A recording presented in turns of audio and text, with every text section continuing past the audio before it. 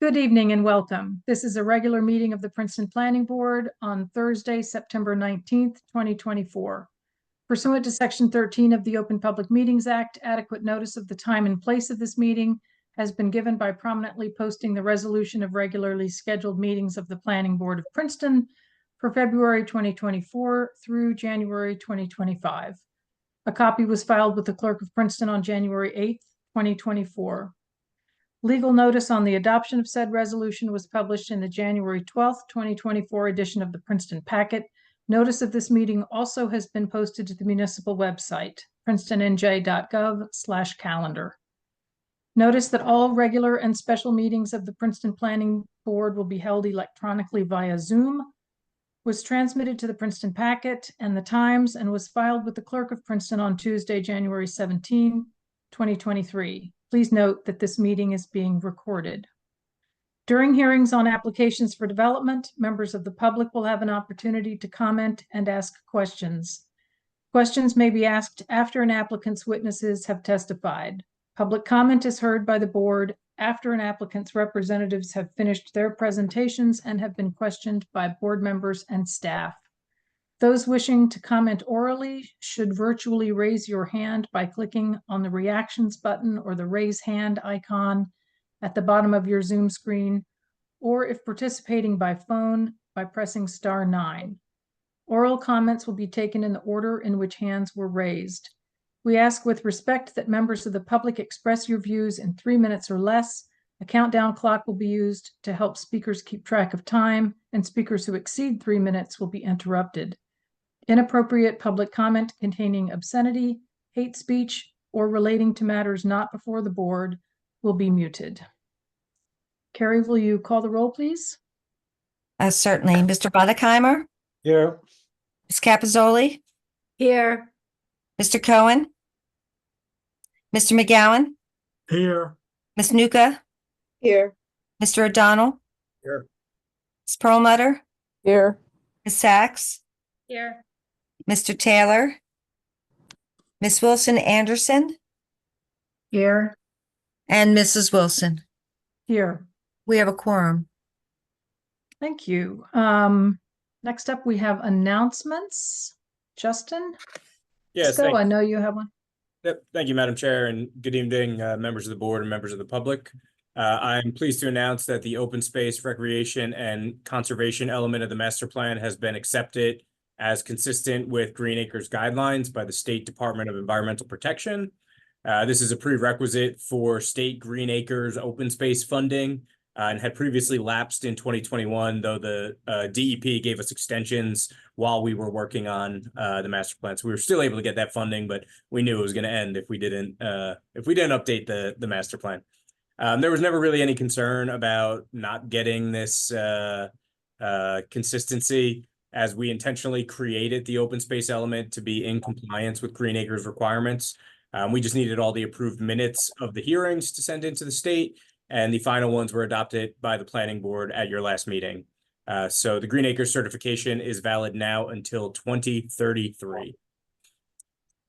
Yeah, that is really good news. And I very much appreciate your putting it to bed so rapidly. I think it was all tied up with a bow by noon on Friday after our last meeting. And I know that it's a very big deal for our partners with Friends of Princeton Open Space, because they rely on that for their grants as well. So thank you. Thank you. Any other announcements from board members or from staff? Seeing none, on to subcommittee reports. I'm pretty sure we have none. Is that correct? That's correct. Okay. Then on to findings of fact. We have 5. The first is Alka Patel Penu. This was a minor subdivision at 1082 Princeton Kingston Road, file P2323-369MS, and HPC number 46HP-2023. Any questions or suggestions related to these minutes? And if not, would someone... Resolution. Sorry. Oh, excuse me. I'm so sorry. Resolution, findings of fact. Thanks, Carrie. Would someone like to move them? So I'll moved. move to approve. Oh, sorry. Go ahead. But I moved by Julie, seconded by Owen. I saw his hand go up. I'm sure somebody else spoke too, but Carrie, would you call the roll, please? Mr. Bodekheimer, Yes. Ms. Capizoli, Yes. Mr. McGowan, Yes. Ms. Nuka, Yes. Mr. O'Donnell, Yes. Ms. Perlmutter, yes, Ms. Sacks, Yes. Mrs. Wilson. Yes. Motion carried. Good. Let the record show, Mr. Cohen is joining us now. Our next resolution is Estate Shore. This was carried from our meeting earlier in the month. It's a minor subdivision with variances at 479 Jefferson Road. This is file P 2323-403MS. And I understand there's a bit of an edit Mhm. here. Is that correct? Mr. Lesko, you want to? Yes, it is, Madam Chair. Thank you. So I'd like to read into the record a recommended change in language at the bottom of page 1. The last line states, "The house on the eastern lot will continue to front on Kyler Road with a front porch that intrudes into the setback as described in the variance section below." I'd recommend removing the last 6 words and replacing them with, quote, "permitted by the zoning ordinance," end quote. So the last line would then read, "The house on the eastern lot will continue to front on Kyler Road with a front porch that intrudes into the setback as permitted by the zoning ordinance." Great. Would someone like to move the resolution with that minor amendment? Moved by Mr. Cohen, seconded by Mr. Bodekheimer. Carrie, the roll, please. Mr. Bodekheimer, Yes. Ms. Capizoli, Yes. Mr. Cohen, Yes. Mr. McGowan, Yes. Ms. Nuka, Yes. Mr. O'Donnell, Yes. Ms. Perlmutter, yes, Ms. Sacks, Yes. Mrs. Wilson. Yes. Motion carried. I just want to take a minute to thank Justin and other staff, including Dan Weissman and Taylor Sapadar and perhaps Mr. Bridger as well, for meeting with one of the neighbors and addressing some questions and concerns that they had. That's important, and I appreciate that you guys did that. The next resolution is from the trustees regarding the trustees of Princeton University. This was a site plan, minor site plan with variances at 112, 114, and 116 Prospect Avenue, file P 2323-433PM. Any comments or? Madam Chair, I'll be abstaining from the vote. Okay, thank you. And also Ms. Nuka? Yes, that's right. Correct, okay. So actually, Carrie, just a matter of, It's not really an Clarification. abstention. It's a recusal. So you would not be you're called even upon. qualified You would to not be vote. called You upon, were- so. Right, okay, so But she thank won't you. call your name. You will not, you will, I will there's no not. need for an I promise. Okay. Good. Any other thoughts or suggestions related to this resolution? And if not, would someone like to move it? I'll move this resolution. Thank you. Moved by Mr. O'Donnell, seconded by Mr. McGowan. Thank you both. Carrie, call the roll, please.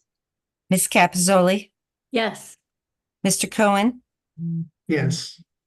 Mr. McGowan, Yes. Mr. O'Donnell, Yes. Ms. Sacks, Yes. Ms. Wilson Anderson, yes, and Mrs. Wilson. Yes, Motion carried. thank you. Our next resolution is for Moraquino and Marlon Ayodele.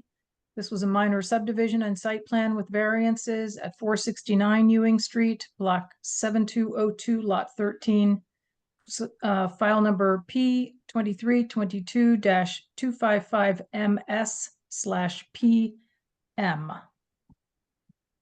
Any questions, suggestions, or other thoughts about this resolution? And if not, would someone like to move it?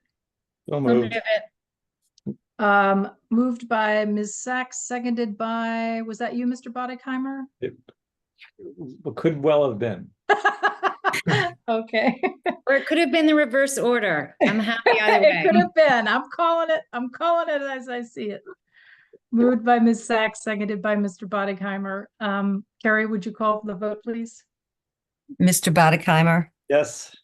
Ms. Capizoli, Yes. Mr. Cohen, Yes. Mr. McGowan, Yes. Ms. Nuka, Yes. Mr. O'Donnell, Yes. Ms. Perlmutter, yes, Ms. Sachs, Yes. and Mrs. Wilson. Yes. Motion carried. Our last resolution is for trustees of Princeton University. This was a relief of a condition related to the Art Museum tree relocation at Elm Drive and McCosh Walk. This was file P2424-479RC. Any comments or I move to changes? approve. Thank you, Ms. Capizoli. Moved by Julie Capizoli, seconded by Mr. Cohen. Thank you. Carrie, would you call the vote? Ms. Capizoli. Yes. Oh, David, you were not there? Wasn't I there? Maybe I wasn't, because I thought the most recent thing related to the art museum was the vision You were, screen on I the marked roof. you down as ineligible to vote for some reason. Why was that? Oh, Oh, well, it must, Yeah. Okay, I rescind my I'll second of the second it. motion. can I have a second? I'm sorry I missed that. that was Mr. McGowan. Thank you so much. Ms. Capizoli, Yes again. Mr. McGowan, Yes. Mr. O'Donnell, Yes. Ms. Perlmutter, yes,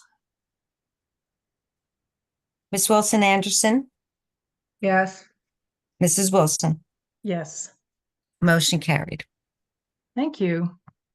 Next up, we have a capital review for Princeton Public Schools. So all of you who are here on the public schools team, thank you for coming. Welcome. Activate your cameras.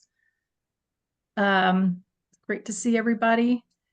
And I gather that we'll start with a quick overview or introduction by Justin Lesko, our planner. After that, whoever is taking the lead on the part of the schools, I don't know whether that's you, Superintendent Foster, or Mr. Duthie, or I'm not sure, but somewhat we'll turn it over to you, and Mr. Muller will swear you all in sort of en masse, so that we can streamline that process. So I'll stop talking and hand things over to Mr. Lesko. Thank you, Madam Chair. And Jerry, I wouldn't imagine we need to swear in tonight since this isn't a hearing. It's not a hearing, but I think traditionally we have sworn people who testify in. That's my recollection anyway. Yeah, let's do that. Sure, happy to do so. You swear or affirm that testimony you're about to give be the truth. Yes, I do. So sworn or affirmed. Thank you. And I see there's a name, last name Kenderdine with their hand up. Would they happen to be part of the school's team or no? The engineers. Okay, so I should probably bring them over. I wasn't aware if George and Dan, did you ask someone from EEG to come? Uh-oh, George is frozen. Yeah, George looks like he's frozen. All Dan, right, well, did you? we could wait then and figure it out after my introduction. But thank you all for being here, and thank you, Madam Chair. Most of what I'm about to say comes from the joint memo written by Mr. Bridger, Mr. Weissman, and myself, which was dated 9/16 and posted on the municipal website. The Board of Education of the Princeton Public Schools submitted requests for planning board review for 5 proposed projects at 3 schools. And I'm just going to refer to the school board and the school district as the schools tonight, so as not to confuse things when I say board, referring to the planning board. I might also try to say planning board rather than just board, again, so as not to confuse things. So I'm gonna try my best with that. These requests were made in accordance with the municipal land use law, which requires planning board review for these types of capital projects. The planning board is to provide comments and recommendations to the State Department of Education based on these projects and the review tonight. Ultimately, what will come of this meeting is one document written by staff to the Department of Education with the planning board's comments on these 5 projects at the 3 schools. We'll write that as fast as possible and run it by the chair, then submit it to the State Department of Education.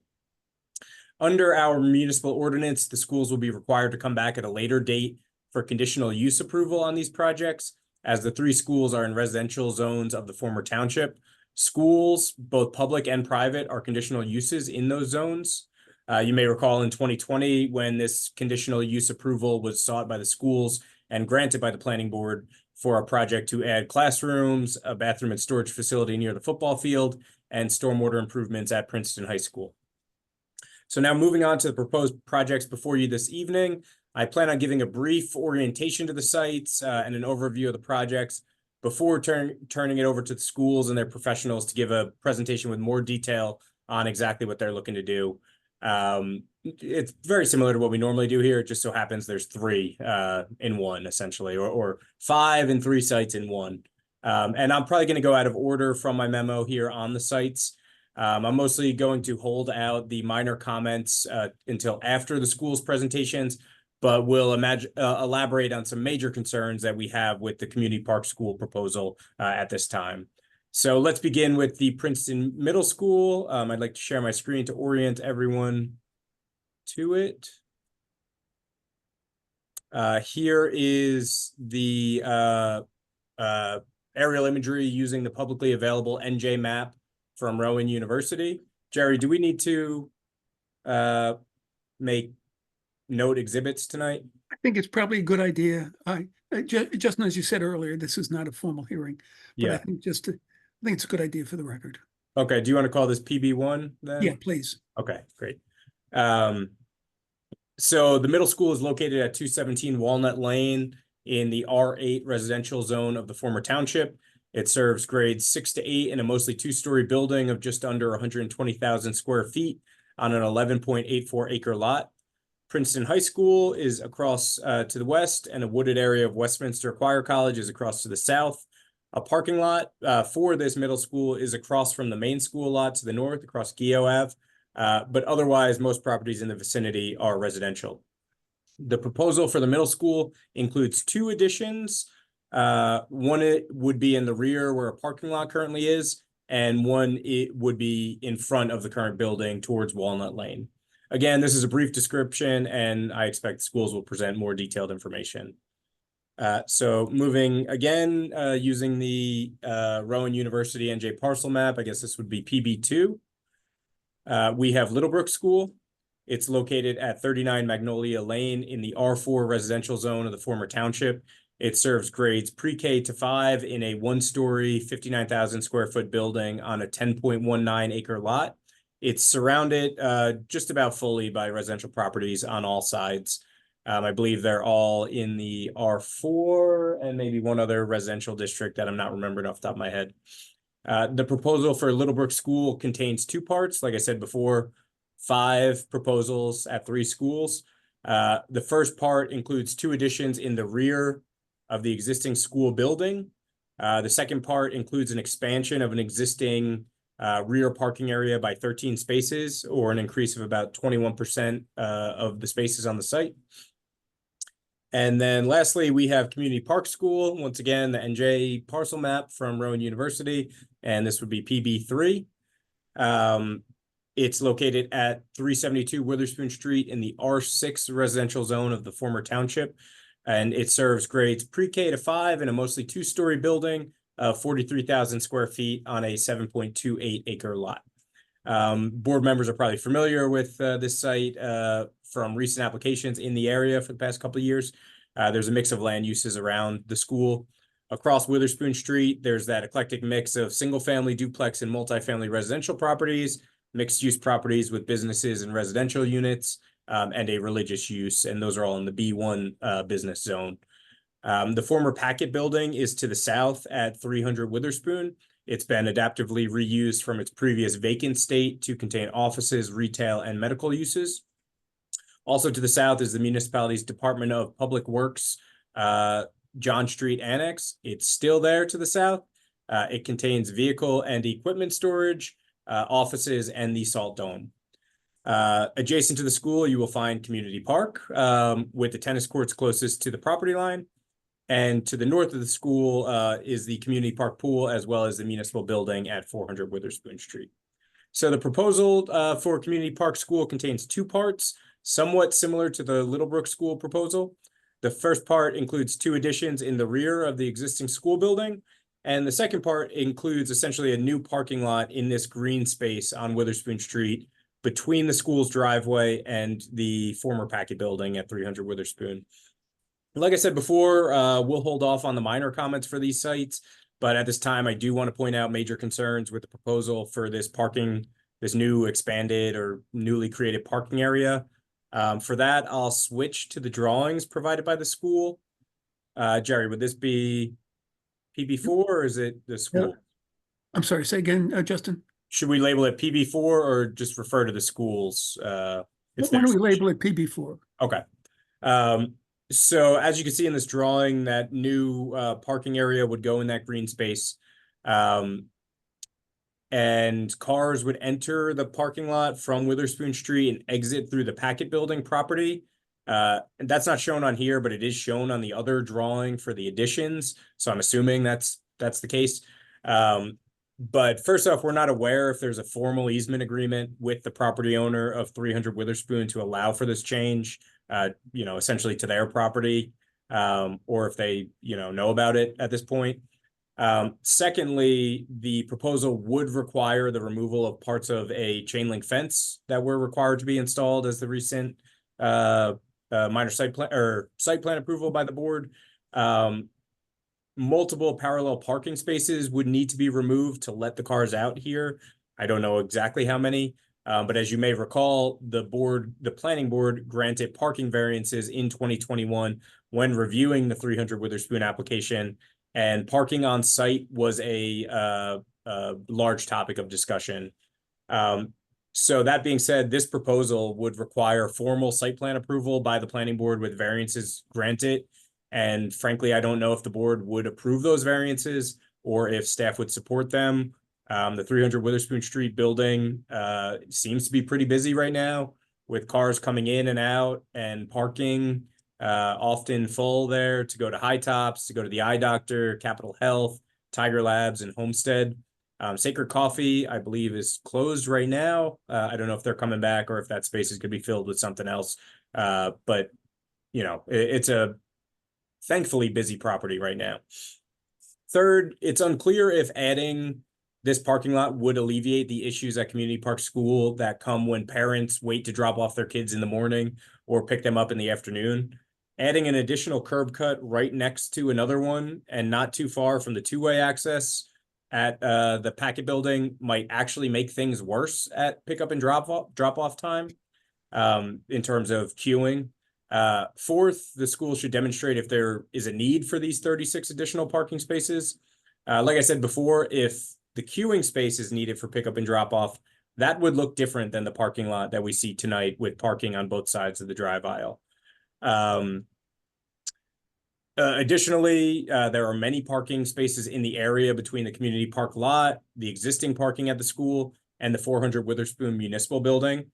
The uses and peak periods of parking for these three, publicly accessible sites are often complementary. For example, school is not in session when the pool is open, so people will park at the school and then go to the pool. Soccer practice does not occur at the park until after school or on weekends because the kids are in the school otherwise. Or parents will park at 400 Witherspoon at 8:30 in the morning to drop off their kids before many employees are here at 9. And tonight is actually, while walking to the municipal building, it's a kind of good example of that. because I believe it's back to school night at Community Park School. And first off, thank you all to the staff for being here, and we'll try to make this quick in case you have to go to that. But there's a lot of overflow parking in the building here at 400 Witherspoon, which is otherwise, pretty empty. And I would imagine the same goes for the Community Park parking lot. But so then moving on, fifth, this new parking lot entrance with an exit out of the Packet building seems like it would make Community Park School less inviting and safe for students and their parents that arrive to the school on a bike or on foot. The bike racks in front of the school are often packed. That same thought goes that this, adding another curb cut on Witherspoon Street would also make things less inviting and safe for people who are walking or biking past the school on the new widened sidewalks. And lastly, for now, I walked the site with the municipal arborist a few days ago to get an understanding of the trees in the green area. And there are over 24 mature trees in good health. White oaks, pin oaks, multi-stem lindens, white pines, mulberry, and sweet gums. These trees and the green space itself also provide stormwater management and something of a little oasis in an area of town where there are already a decent amount of asphalt parking lots. I'm not going to sing the Joni Mitchell song, but I am certainly thinking of it as I look at this application. There are also 5 street trees in good health. And as has been noted in some of these other recent applications on Witherspoon, the tree canopy of Princeton, particularly street trees, has dwindled, and particularly on Witherspoon Street, where we've seen a lot of utility projects and other things over these past couple of years. So the largest questions for the school pertaining to this site are, is this parking lot absolutely needed, or can the need be accommodated elsewhere by sharing parking? If it is needed, to the extent to 36 spaces, is the trade-off of green space and trees for asphalt worth the negatives of losing the trees and green space? Again, if it is needed, have the traffic impacts been considered, both on the site, around the site, and on Witherspoon Street? Will the new driveway prevent people from arriving to the school on foot or on bike, thus making the school in town even more auto dependent? And then lastly, obviously, there are those legal questions of if the neighboring property owner consents to this, and if they do, are the schools, do the schools and the neighboring property owner, are they prepared to come back to the board for site plan and variance approval? So many of these items are not just our professional opinions, but are also backed by the master plan as detailed in our memo. And I'm happy to go into those master plan comments that were included in the memo, as well as. I'm sorry. I would just like to ask a question since you've started with this. Hopefully this is the most complicated and it'll be smooth sailing from here. But I just, however one feels about this one way or another, I just have a question. Is the applicant's architect and staff aware of this? I mean, whether it's a good idea or a bad idea, I know from the past referendum that it's an issue to put something on a referendum that has to, it's considered, I guess, speculative, if it has to go through a land use board for approval. And I mean, I just would like to hear from the applicant and like to know, did they know about this? And if so, what do they think? And is there an agreement with the adjacent property owner, who I guess would have to ask for these variances?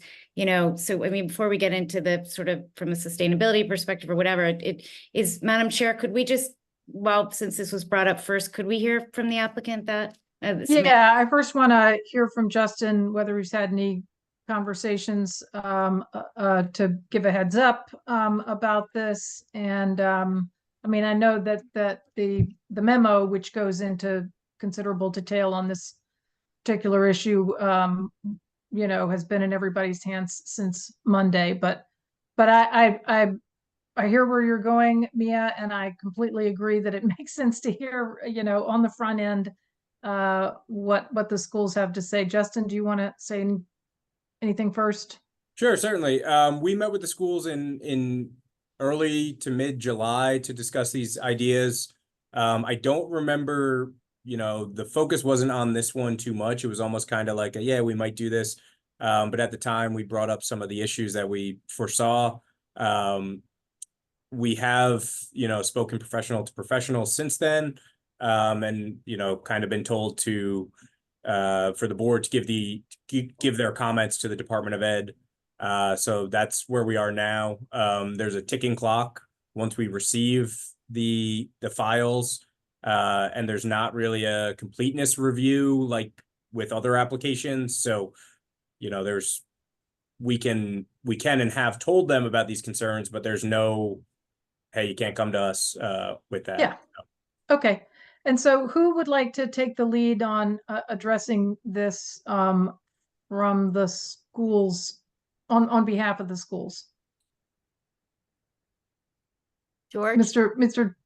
I don't mind starting out. Yeah, Listen, Justin has well, been very you wanna- forthright. Go ahead, George. You wanna start, Matt, or? Yeah, I was just gonna say that we've, So should we swear people in at this point? Right, if we could swear. Caller, I think we should. Yes. Sorry to interrupt the flow. If everybody can raise their right hand, except Brandon, obviously, as the attorney doesn't have to. Do you swear or affirm that the testimony you're about to give will be the truth? I I do. do. So sworn or affirmed? Mr. Duthie, go ahead. Oh, okay. Mr. Bolden, That's good. That's great. okay, all right. Well, thank you very And much. you're the architect. I'm sorry, my name is George Duthie. I'm a principal with FEHD Architects. We are the architects for the Princeton Board of Education. I've been a licensed architect for more than 30 years, and I specialize in school design. And I appreciate all of the thoughtful comments that the planning board just made. This is something we have discussed as a group with the client. The parking is somewhat carries over from an earlier effort, but so the board knows, we kind of anticipated that this might be an area that we would have to take a closer look at. We did submit it to the Department of Education, but I want the board to be aware that it is a standalone application in the process of the Department of Education, which means it could be pulled and it doesn't affect anything, okay? So we were sensitive to the fact that we were going to have a conversation, with the municipality at some point in time. And I think everything you said is very well reasoned, and we clearly need to take another look at it, whether it ends up not being, a parking lot at all and left the way it is, or, some other solution is found if needed, working very closely with the municipality in a collaborative fashion. That I know is the desire of the school district.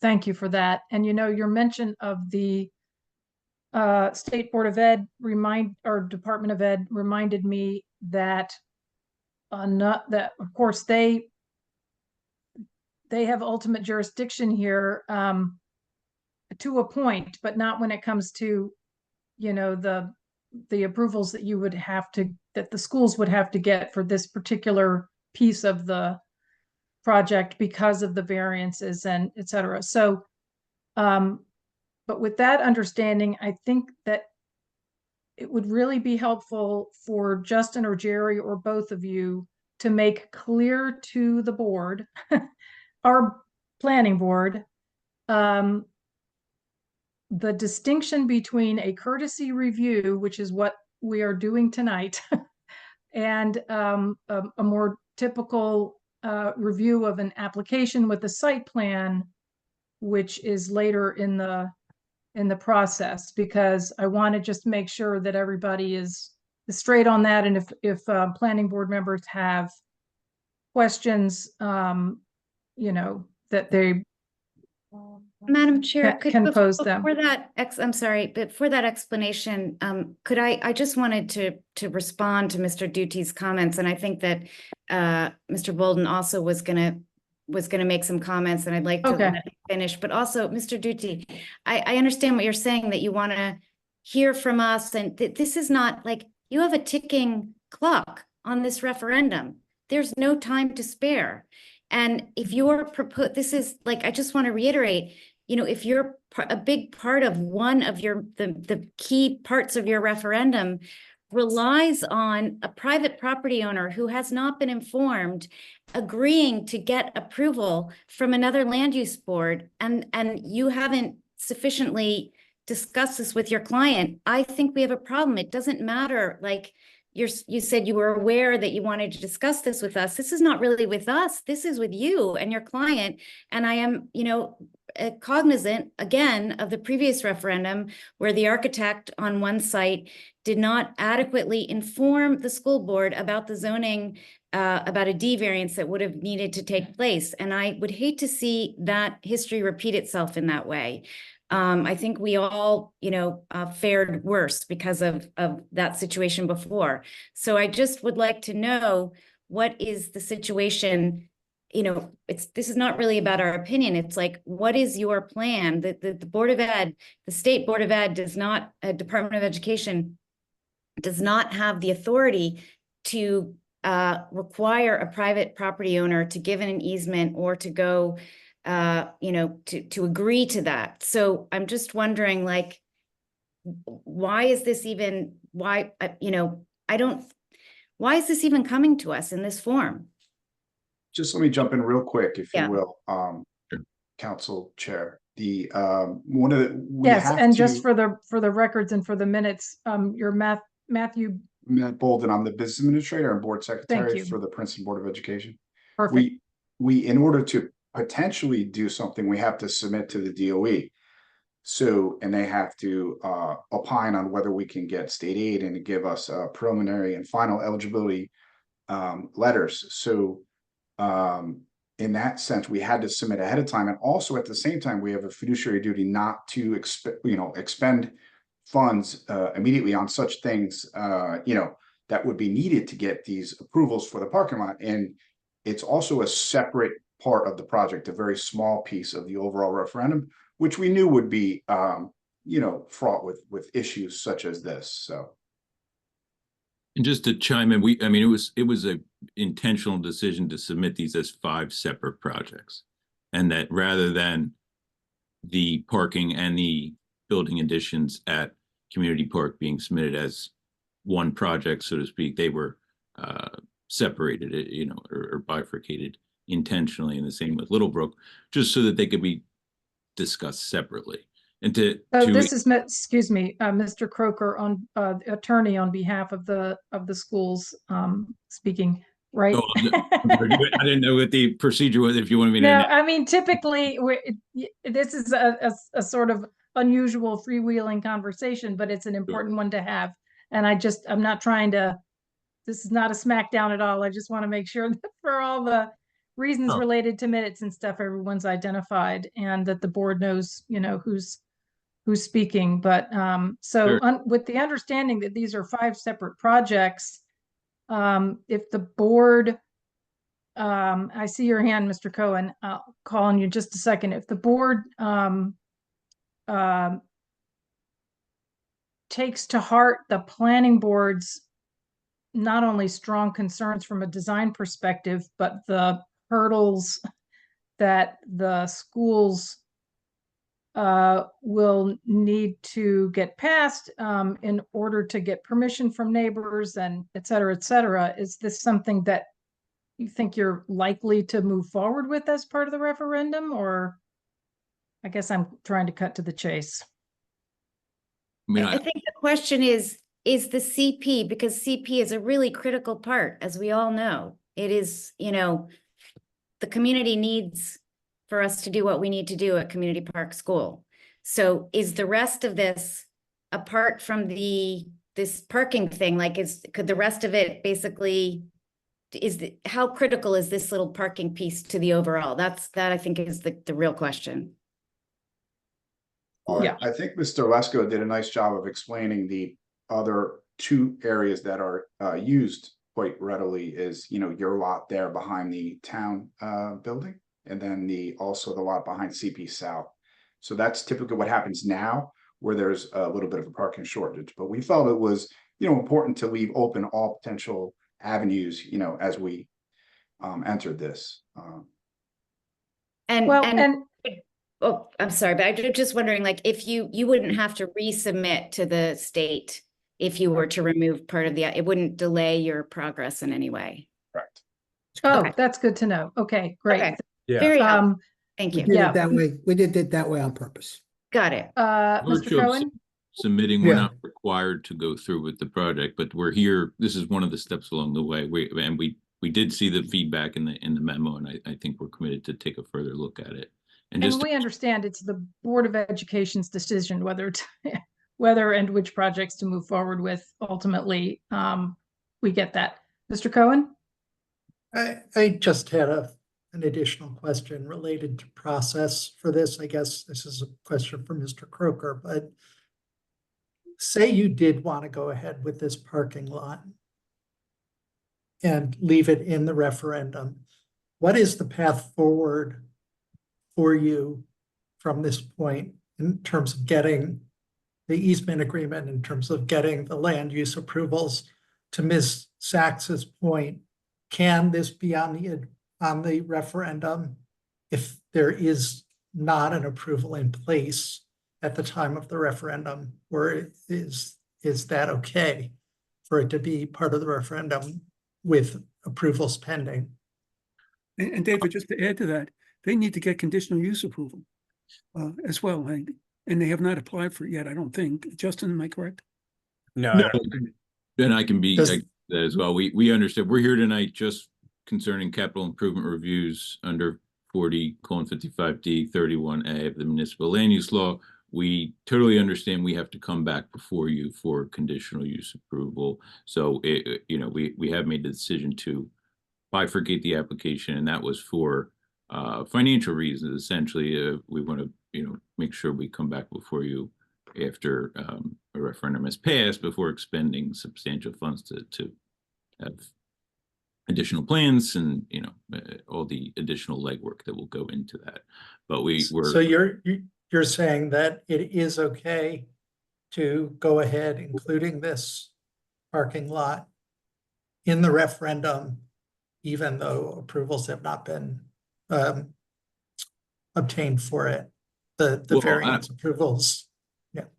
I don't think that decision has been made yet in terms of whether we are going forward with that. And I understand that, but David, it's a legal thing, and I answered that at the beginning, and we had this experience before. Yes, they I could just put it wanna- on there, but it puts them in a legally vulnerable position for the entire referendum, and the superintendent is shaking her head yes, So it's like, that's their decision of their lawyer, whether they want to roll the dice and do that. It's not for the architect, it's for, their Right, attorney. Mr. Croker is the attorney? Mr. I was Croker is the asking- attorney, and Mr. Yes, Duty. and I wanted to make sure that Mr. Croker was clear, or that you were correct in your concerns that you raised.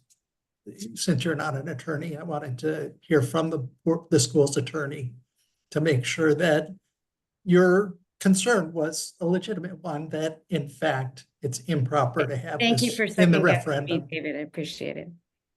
I do it all the time when you're Yes, playing lawyer. I do. Thank you both. So back to the question of the courtesy review versus the review that happens later in the process. Yes, thank you, Madam Chair. That's a great question, and that's what I was getting to end out my brief, long introduction. Your brief introduction. Yeah. So the planning board's task tonight is to provide comments to the schools and the Department of Education, really on those topics that the planning board has a particular expertise. And these are topics that relate to site planning for each of these 3 sites and the areas around them. So really transportation, circulation, mobility, stormwater management and natural resource conservation, sustainability, including sustainable energy and urban heat island effects, community facilities. Basically, the elements of the master plan are one way to think about it, including the overall community vision. So kind of conversely, the planning board should leave topics related to the actual education of students to the Princeton Public Schools. So I would refrain from making comments about, the needs for a certain program or type of classroom. Should they have a music room or should the music teacher walk around with a cart? That's really not in the board's purview. The optimal student to teacher ratio, or obviously funding and staffing and things like that. I would, as the board, stay away from that.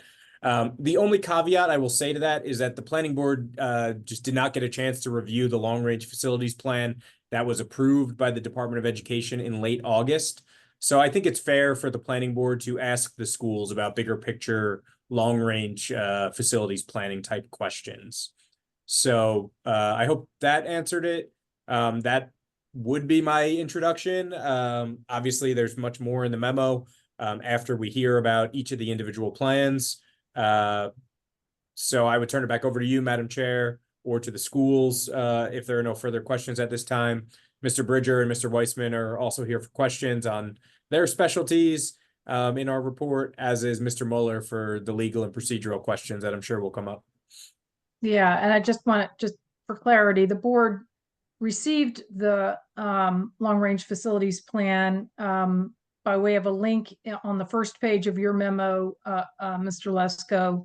So we've been able to look at it, but that step of, a formal, or even informal board review of it as a step, leading toward this kind of facilities or capital review was not done with, perhaps not possible this time, given the compressed time frame between the completion of the master plan and the planning for this amendment. I mean, I don't know, but so our members will have seen it if they clicked on that link and took a look at that long range plan. But that's not to say that detailed questions about it aren't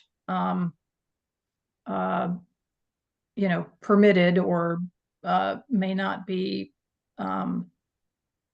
appropriate at any point tonight. So on behalf of the schools, are we back to Mr. Croker, Superintendent Foster, Mr. Duty, Mr. Boulding, who is taking the lead here? Madam Chair, I'm sorry. I just want to, I didn't receive the long range facilities plan. I don't know how many other board members did. There was a link to it on the first page of Justin's memo to the board, which he circulated on Monday.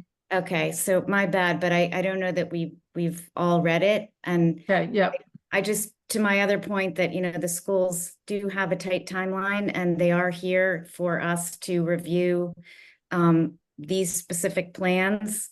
So I think that it would be counterproductive for all of us to start speculating, to go too far into, the long range. I mean, I think we have to. Yeah, totally. Completely agree about that. I guess by the school board and their professionals and their long range facilities committee on their long range needs. And like we as the planning board have specific expertise. And I hope we can just focus on that so that we can, accomplish what we need to for them tonight. Sure. And I wanted to bring it up partly because the reason we did not review the capital plan 2 weeks ago is because we did not yet have the long-range facilities plan. And we needed that, our professionals needed that for context and did take it into account in their review and in their recommendations. So your point is taken. I certainly don't expect to go down the LRFP rabbit hole tonight, but it is in everyone's hands. And it's quite different from the last one from 2018. Maybe just for these applications, I would note that the additions that we're here about tonight were the building additions at the 3 sites were part of that long-range facilities plan amendment, the major amendment that the DOE approved, and that's a prerequisite to the DOE approving capital projects applications, which would have been submitted. Essentially, they have to find that the capital projects application is consistent with the long-range facilities plan amendment. So in any event, just wanted to mention that. But we are, Justin, I think did a very comprehensive job about introducing the applications here tonight. Maybe I'll ask George, do you want to speak maybe just a little bit about the specifics of each of the projects? Sure. I could share a screen and we can start with the middle school if you like. Sure. Let me just get the right plan up here. All right, can everyone see the screen okay? Yes. Yes. Okay, this is the middle school, this is Walnut Lane, this is Go Ahead on the left side. And of course, this is the frontage of the middle school. I'm trying to just point with a little tiny mouse here, so I hope you can see it coming across the front. So this project consists of two different additions, as Justin was just discussing. In the back of the building, over the top of basically a parking lot in the back, we are going to construct an expansion of multi-purpose space, expansion of the cafeteria, creation of a separate multi-purpose space, the creation of associated spaces along with that, including a night lobby, so that space can stand alone and be used for after-hours activities by the school district and community. So that's what this area is about over here. We have a loss here of about 26 parking spaces. The school district can testify further as to the effect that that will have on them. It will not have an effect. They do have some spare parking over there at this time. We're going to create some connectivity with the existing pathways. We're going to obviously do some modifications for stormwater. And I want to say for these plans, which I'm sure you know already, that they're at a level, that we typically prepare for DOE submission, okay? This is not even schematic. It's really kind of a pre-schematic level, okay? There's a lot more detail that obviously has to be added on. And to get to that level of detail, there's a commitment of professional fees and so forth that we can't commit until we have the funding available from the referenda. So we know there's a lot more work to do. And I know from speaking with the client that, this would be a process, a collaborative process. We would work with the municipality as we advance these plans. This is, a community project, right? So I just want to be clear that this plan is a pre-schematic type drawing. So this is a one-story higher volume space in the back of the middle school. We're relocating a shed. We're putting in, this is a trash enclosure right here, relocating that. We're also relocating a shed. So essentially this line where the parking is not moving, it's staying where it is. We're just going to reconfigure the parking area and reconfigure the loading area right here. And of course, some barrier-free parking. So jumping around to the front, a little more going on here along Walnut. Here, we're going to add a two-story addition, a two-story classroom addition, classrooms, science rooms, some other related type spaces. And that is sort of this bigger block here. This is that two-story wing. Next to that, there's a smaller one-story wing. That is going to become the new main entrance to the building. It's going to have an expansion administration space. One of the challenges in that building is the administrative spaces, the entrance route to the building, which obviously barrier-free entrance to the building, and also, of course, security comes into consideration. So that's what this project is kind of trying to attack. It's connecting to an existing part of the building. One of the plans is, and although not really a subject for the planning board, is to do some renovations of the middle school to move the district's technology department to the middle school and allow some renovations to be done at the high school to free some space up. Does not involve any additions, okay? So what else is going on here? We're going to create two pathways to the new main entrance here. There's some type of an entrance feature, again, not designed. Obviously, we want to take into account some tree canopies and so forth. One of the comments was, can we do that along the walkway out to Goya? Of course, we can do that, yes.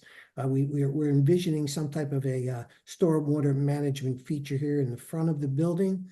And, just some various exit paths. Now, this corner here is an existing underground stormwater management system that we're not going to be able to disturb. So, as is true, especially with this site, there's not really many places left to build. And so we tried to be sensitive to making the additions as compact as we could make them, and, to have, hopefully the most, least I should say, impact on the site for what we have to work with. We're also constructing, by the way, a small covered walkway connection right here between the main, the annex building and the pod here. Okay, so right in there, this is a heavy traffic area, and we just want to get some cover over the kids for when they travel in inclement weather. So that is the middle school. As you know, the school district also on the other side does have this kind of parking lot expansion on the other side. Okay, so there's no plans to change this, but this lot will remain intact. Okay.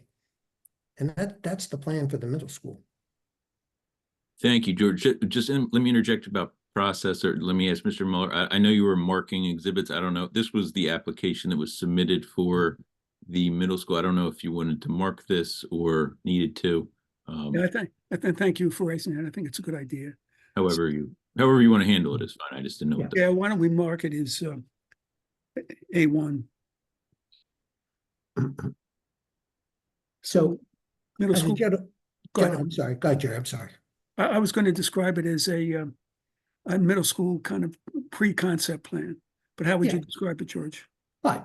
Yeah. Well, a schematic, DOE level schematic. Schematic, yeah. Yeah, Okay, DOE thank level you. schematic. Yeah, sure. I Right. know a common theme amongst all of the sites, questions about things like lighting, like night sky lighting, and how much lighting will there be? And obviously it's a school, so there's a need for some level of security lighting, but we want to be very sensitive. We know that the sites are in close proximity to residential areas, so that's something we'll work with the municipality on in terms of lighting design, to try to minimize the impact of the lighting and to use appropriately designed lighting as well. Same is true of the landscaping and other site features. Stormwater management, obviously, we're obligated to comply with. Beth Kenderdine from L2A Edwards Engineering Group is on this call as well. So that's the middle school. Mr. Cohen? Yeah, I just wanted to make sure I understood correctly. That new walkway that connects the Here? southernmost wing to the circulation, that is covered, but it's outdoor, correct? This walkway here. Yes, it's not Yes, indoor that is correct. space. It is covered but not closed in on the sides. That's correct. Okay, thank you. And the area that you've identified as a potential rain garden at the bottom of this image, are there trees in that location? There are some trees. Yes, there are some trees. And so again, this is something that we're going to have to, work on in terms of how that gets developed.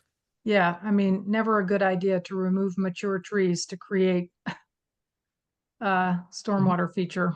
Yeah. This is a concept. And one of the things that, even though, like it shows there, it may not be there. It could end up in a different, we haven't really designed anything yet. That may not even be the right spot for. We just want to make sure we're capturing some of the features of the things that we're trying to get into the plans.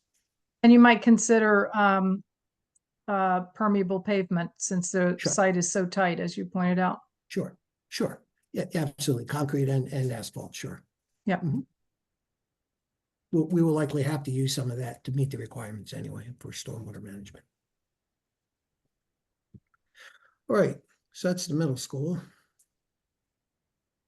And now I'll try to go to the, I guess, community park next.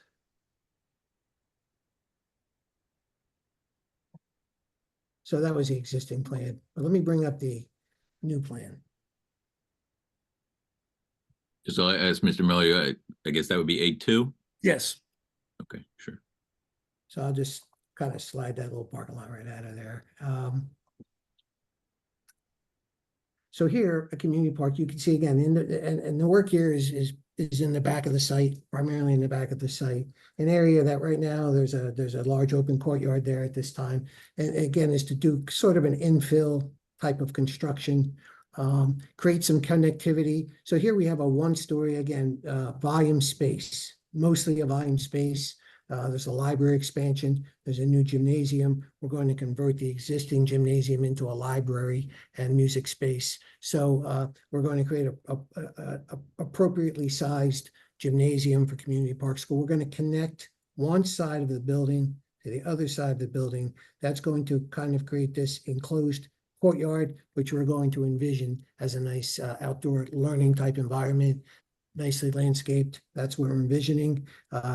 We are going to construct at the end of the two-story wing of the building an expansion of the two-story wing with some classrooms in it, connecting it to the existing building. And again, just modifying what we have out there, extending the walkway that goes around the building, the pedestrian path that goes all the way around the building, connects to the park. We're going to continue that. We're going to introduce some play space. We're going to introduce fencing and gates for security while maintaining egress out of those courtyards. Okay, so that is really, and a small courtyard here right outside of the library that will have kind of like an outdoor classroom reading space. Okay, so that's what Community Park looks like.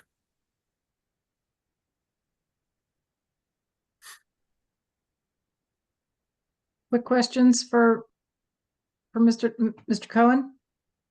Yeah, I just, could you say a little bit more about the fencing, at the courtyards? I'm not sure I'm understanding the rationale for fencing those in. I mean, you have lots of outdoor space that's used by students, on the That's a great property. question. Yeah. Yeah. Really right now, and again, this is early on in the process, and we haven't designed really anything yet, except on that schematic level. The thought here is security, okay? It's really just to prevent people from coming and lingering in those spaces that have been created by the design of the building. But we still have to maintain egress from this area because we have exit doors, all right? So as envisioned right now, and that's not to say it probably will change later on, we're envisioning a fence across here just to close this area off. Okay, and again, just to prevent people to create kind of a perimeter around the school, which unfortunately these days we have to do. And same thing on this side. It's just to keep this area private, Also allows you to identify, stragglers and people who should not be in there, right? So it's primarily a security concern. Mm-hmm. Can you speak to, I know there's a real need for increased capacity at CP. So can you, I'm interested to know exactly how this maximizes the, how much additional capacity, classrooms, kids, so on, there will be. And also I'm just interested in your decision to sort of, switch the library and the gym and I'm just curious how you Sure. the rationale for how you sort of, laid out those, Sure. those Okay, switches. great. Well, so a large amount of study was done before these plans were developed. One of the things that was done was the elementary schools were studied in terms of their main spaces, classrooms, small group instruction rooms, which are very integral to operational schools now, the sizes of core spaces such as the cafeteria, music rooms, the libraries, those types of spaces. And what we found at Community Park is because we're going to bring additional population to the school, create capacity for additional population, we needed to make the cafeteria bigger. So what we did was we're going to remove the stage at Community Park, and we're going to create in the gym space I described previously. There's going to be a stage in there, so it's really going to be like a multi-purpose room gym. That's going to allow us to open up the floor in the cafeteria so we could service more kids. It's very crowded in the cafeteria at Community Park. I've been there during lunchtime. The library is being moved from really basically this corner of the building.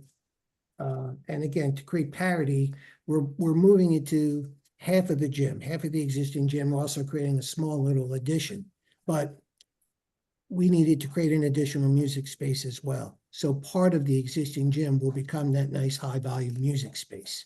So that drove the need for a multi-purpose room, which needed to be a little bit larger anyway, and they need to put the stage in there. So that's sort of where the decision-making came from. There was the idea of, should we bump the cafeteria maybe down here? Well, we have a community garden down here. So we kind of said, no, that's not a good spot for an addition. So we chose not to put it there. And obviously the site kind of told us, like, where does it make the most amount of sense to put additions? Again, trying to stay tight, trying to stay compact. So that, and trying to minimize the schools have beautiful open areas around them, trying to minimize the impact of the outlying areas around the schools. But that's what, and the other issue too is, like you're trying to get from the cafeteria and you got to go all the way around the building to here. Well, this is a very long route. So by creating this additional connection here, it takes some of the flow, the volume away from the lunchtime traffic and even from the PE traffic, and creates a much more creates a much more efficient circulation route. This is also good for other reasons too, including security. This is also it's always good to have another route around the school and to make that connection. And there are other things too, but those are some of the things that strike me right now. What about, and I meant to ask this about the middle school, the nursing station, the nurses, area here and also at the middle schools, they're both very constrained. And are there any plans to expand that at all? Not in the current plan, no. Not in the current, okay. No. And have the teachers, at both schools sort of been an integral part of this process? Yes, but I could probably let Dr. Foster or Matt speak more appropriately to that. There's been a lot of collaboration at the school level, which has kind of landed us where we are. I think that's safe to say. Yeah. Dr. Foster? Dr. Foster. Thank you. Good evening. First of all, thank you for having us tonight. We greatly appreciate your time and allowing us to share these plans with you. This is like a labor of love, and it's been going on for a very long time. So I want to commend the board members as well, who really started, I think, this process in 2019, and here we are now. But what I can say in the last year that I've been here, we've done a lot of listening. And so, we spent a lot of time with the community listening and getting feedback and answering questions. And we've gone to each of the schools to share the plans with our faculty to give feedback as well, because we know that they live it every day. And they may notice things that we may not notice. And I do want to just say, in fact, we'll go into Little Brook in a minute, but Louis Ramirez, who's the principal, actually helped us kind of rethink our design at one point, because as he said, he knows it so intimately. So we really continue to welcome feedback as we refine our designs. Thanks. Thank That's you. really reassuring, because the teachers know better than any of us how this will really work in practice. And so that's helpful. Thank you. One question that I have that I guess both the schools and municipal representatives can weigh in on is whether planning has been done to improve bike and pedestrian access here.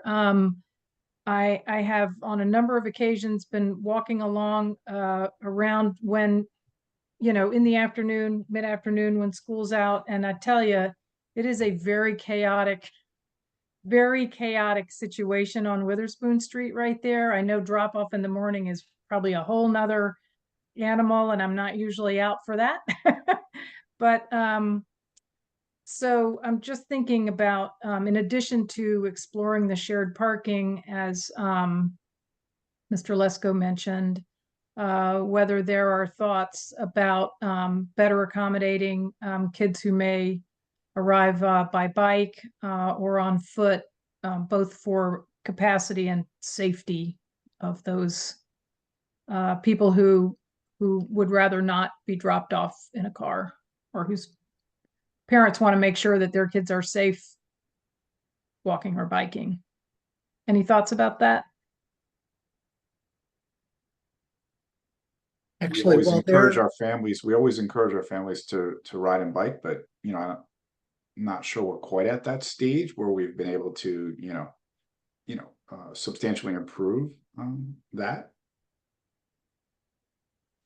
Mr. Cohen, were you wanting to? Yes, I did. I wanted to sort of tag on to your question with just mentioning that it has been a dream of the Pedestrian Bike Advisory Committee to have a connection from Community Park South over to Witherspoon Street for bicyclists, because there's a bike flow from the whole western side of town that wants to come, like on Mountain, there's a bike path or a shared use path that connects Johnson Park over to Elm Road, and then a bike path that is along Mountain Ave that connects to Community Park South. So this is a real collector for both middle school and high school kids who want to safely bike to school from the western section.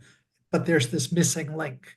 Once you get to CP South, how do you get to Gio, which has the Gio bike path that then gets over to both the high school and to the middle school? So thank you, Madam Chair, for raising the issue of bike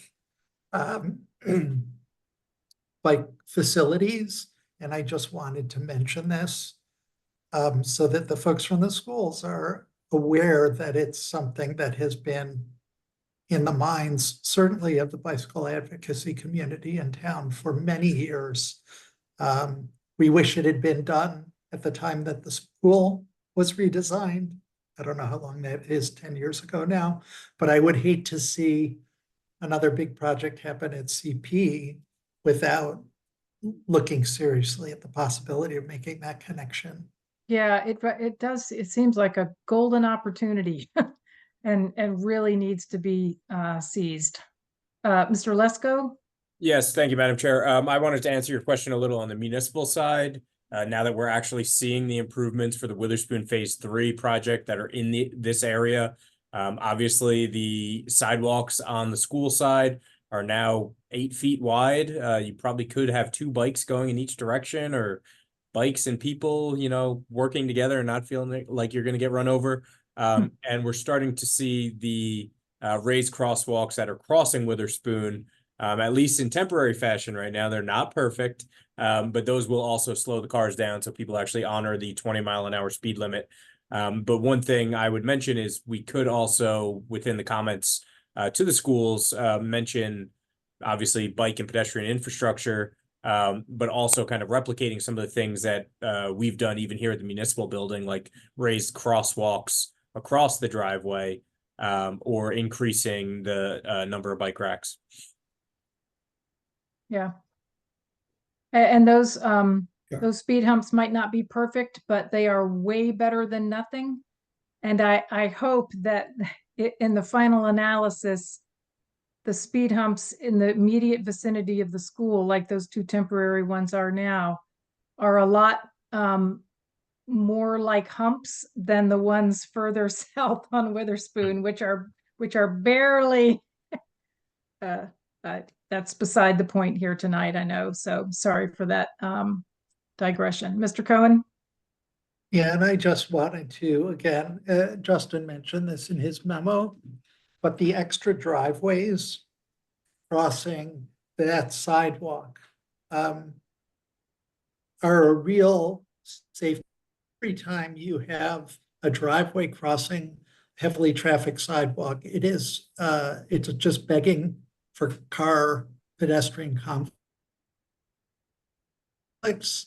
So in mind, that's one of the strongest critiques of the idea of that new parking lot, aside from all the legal issues and stuff, is that it's really working in the opposite direction of encouraging, alternative, sustainable transportation options. Absolutely right. Yes. You want to, well, I'm sorry, I didn't mean to cut you off, Mr. Duty. Do you want to carry on, or did you want to address something that Mr. Cohen or someone else just said? No, we've heard you loud and clear about the parking lot. Clearly, work needs to be done, and I'll consult with my client. We'll be in touch about what to do that will be a mutually agreeable solution. I'm sure the school district will agree with that, but I have to speak with them, of course. Got it. So next, Riverside. Are we done with all 3? We didn't do all 3, did we? Yeah, we did. We did. We didn't do Littlebrook. We didn't talk about Littlebrook. Okay, yeah. Right, we have to do Littlebrook, so I have to share Littlebrook.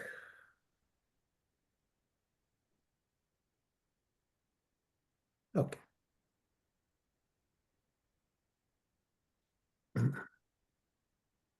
Okay, so here's a Littlebrook. and this is Magnolia over here. So Little Brook has, again, two additions, a connecting addition with classrooms. This is a single-story addition in the back corner of the building. There's sort of some topography here. There's a hill here. And then the second addition is actually a music room, and that is located inside what is already an asphalt area.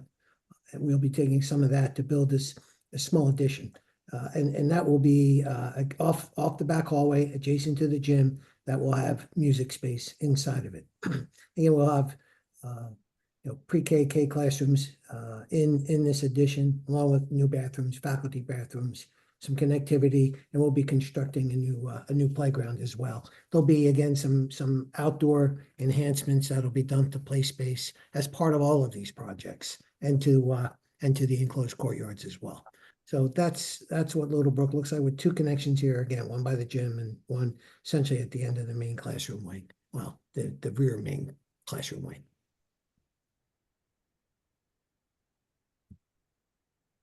Questions from board members about plans for Little Brook? Again, a small proposed parking area here, which basically is just an expansion of an existing parking space, parking lot rather. We're just going to kind of join that together a little bit. We do have a tree line here, so we would want to try to minimize any disruption to trees, obviously. Okay. Yeah, I think Mr. Oh, I'm sorry, two hands are up. Mr. Lesko and then Mr. Cohen. Yes, thank you, Madam Chair. So just while it's up, I wanted to bring up where the garbage, the dumpsters are currently. They're kind of in the center or right next to where that new parking area would go. I don't think I could annotate here, but I'm just curious if the schools have a plan for where those dumpsters will go, if that's now the way you access that parking area. And if not, the entrance to the lot might essentially need to be shifted to accommodate those dumpsters while also allowing people to get into the lot. Yes. Let's mark that as exhibit A3.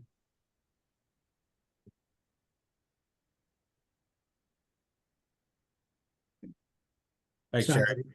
I didn't hear that. I'm sorry. We'll mark that as what's before us now is A3. Any thoughts on the dumpsters? Haven't really analyzed the dumpster enclosures yet, but we'll come up with something that will be hopefully unobtrusive. I haven't really thought about the dumpster enclosure that much right now. Okay. But we will.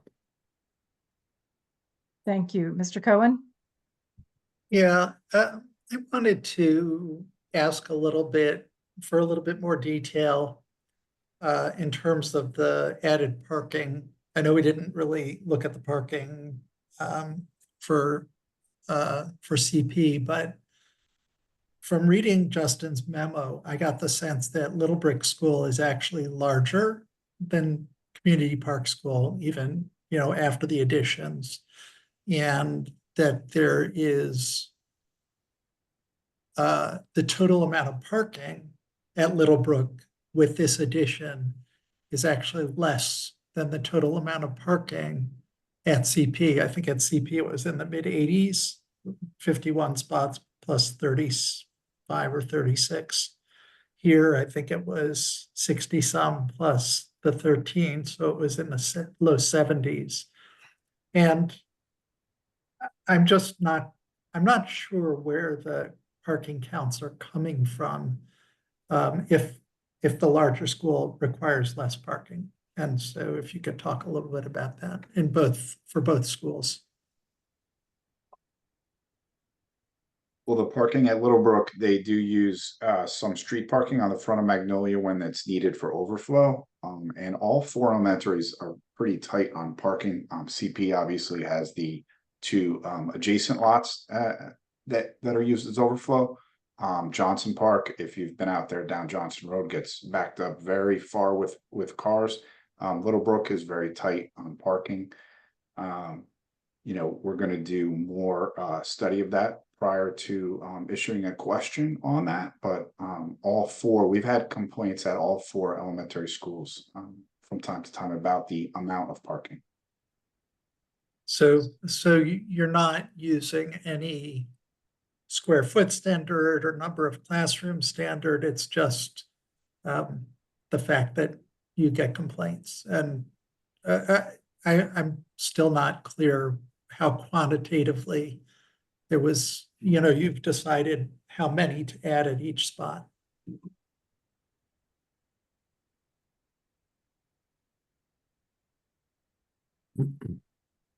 I think the answer to that question is we added it where we felt we could put parking, you know, without adding too much parking, where it seemed like a comfortable place to put it at Littlebrook. Obviously, Community Park, not so much, but at Littlebrook. So there was a desire for more parking.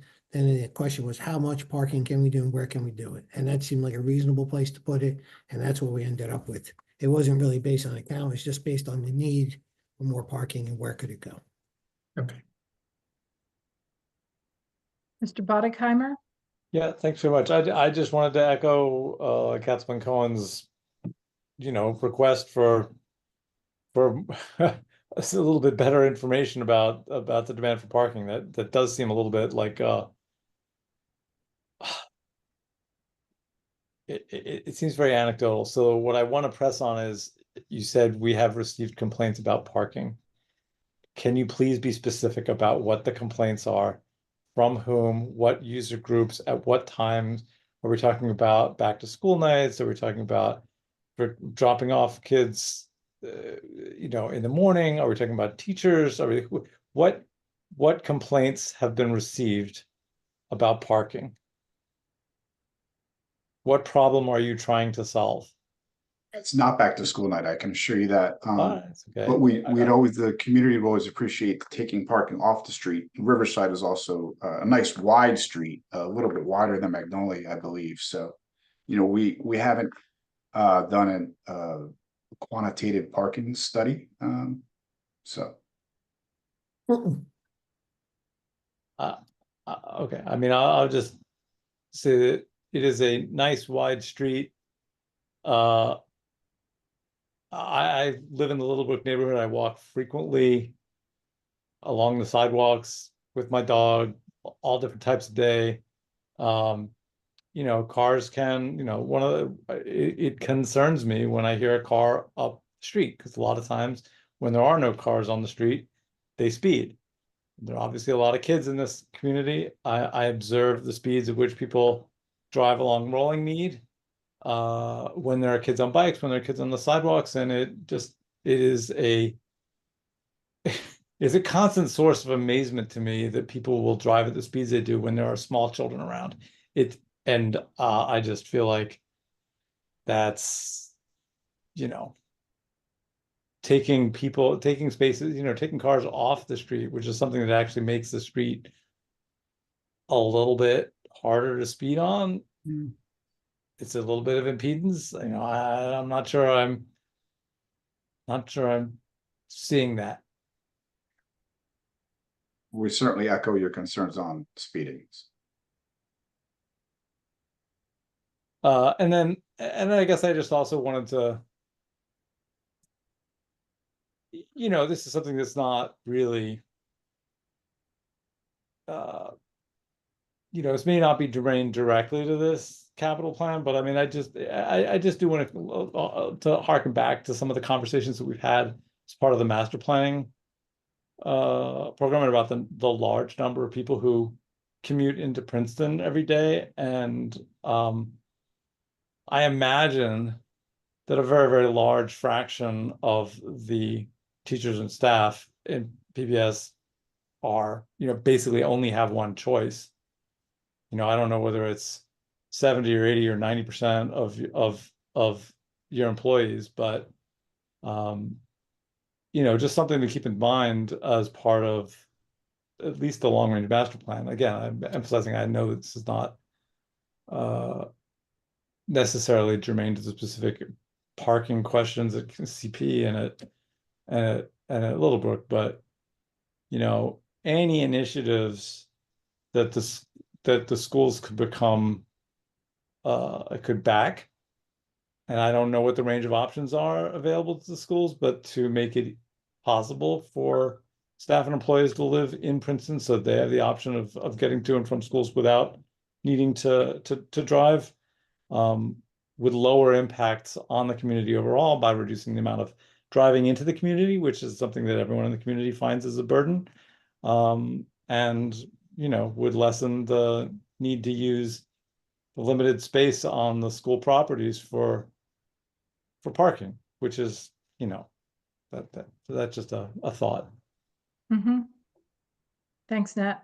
And I mean, I would love to see in this long range master plan some kind of thinking about that kind of trade-off between your quantitative assessment of the need for parking to accommodate staff and the tools available to you to reduce that need. I think that would be responsible and consistent with the adopted master plan.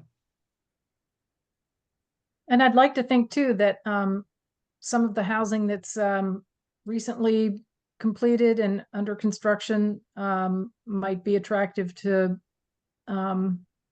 employees of the faculty and staff of the schools. Ms. Nuka and then Mr. Lesko.